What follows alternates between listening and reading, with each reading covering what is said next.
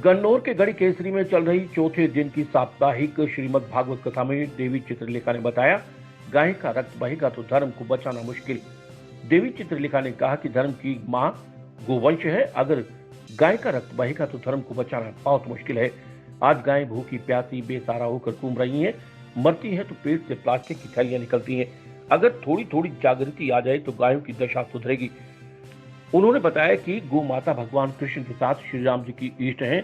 अगर गाय दर दर भटक रही है और राम जी को महल में भी विराजमान कर देते हैं तो शायद रामलला इतने प्रसन्न नहीं हो, क्योंकि उनकी मां सड़क पर घूम रही है।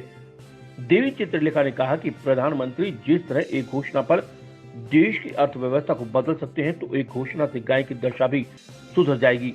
एक बार कहें तो सही, हम भारतीय लोग साथ देने को तैयार हैं। असल में उस मानवता के ह्रास होने की जड़ यही है।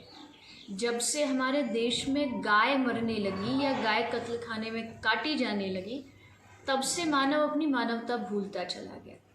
पहले हमारे इस पूरे भारत देश में गाय को माँ कह करके उनकी दिन रात सेवा की जाती थी, लेकिन आज़ादी के बाद धीरे धीरे कत्लखानों की संख्या बढ़ती चली गई। सरकार ने भी कत्लखानों पर सब्सिडी देना शुरू कर दिया, तो लोग को लगा अच्छा धंधा है, इससे अच्छा क्या हो सकता है।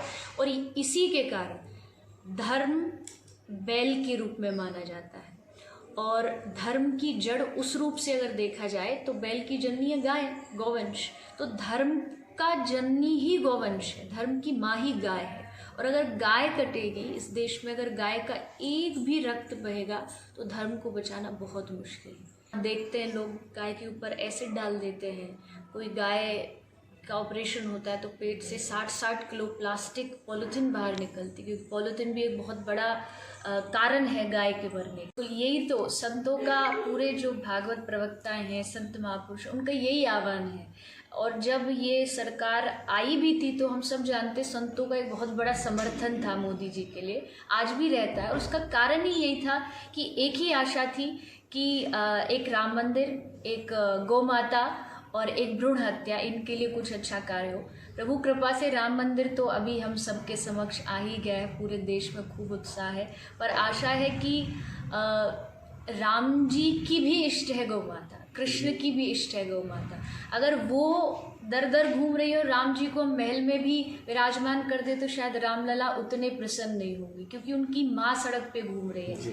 तो भारत सरकार से यही निवेदन है माननीय प्रधानमंत्री जी से कि बहुत बहुत आशा है, और खासकर संत समाज की, आध्यात्मिक जो लोग हैं उनकी तो बहुत आशा है। और अगर कोई भी गाय के लिए कुछ भी अच्छा करता है, कोई अच्छा कानून आता है, तो मुझे नहीं लगता कि इससे बड़ी बात कोई सरकार के लिए हो सकती है। आदेश त्यागी की रिपोर्ट। खबर चाहे राजनीति की हो, सामाजिक हो या हो घटना दुर्घटना की बात, चाहे भ्रष्टाचार की हो, जनता से जुड़े मुद्दों की हो या हो कानून व्यवस्था की बात, अब बातें होंगी आपके शहर की, आपके प्रदेश की हर खबर सिर्फ HR टाइम्स न्यूज पर।